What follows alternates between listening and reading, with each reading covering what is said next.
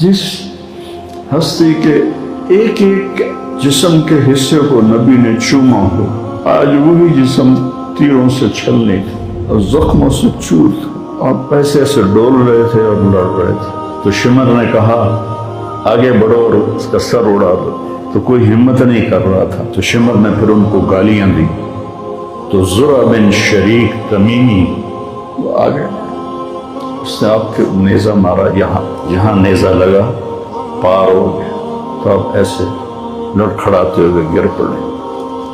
تو شمر نے کہا سر کاٹ دو، تو سنان بن ابی انس آگے بڑھا سر کاٹنے کے لیے، تو اس کے ہاتھ کانپنے لگے، پیچھے ہٹ گئے۔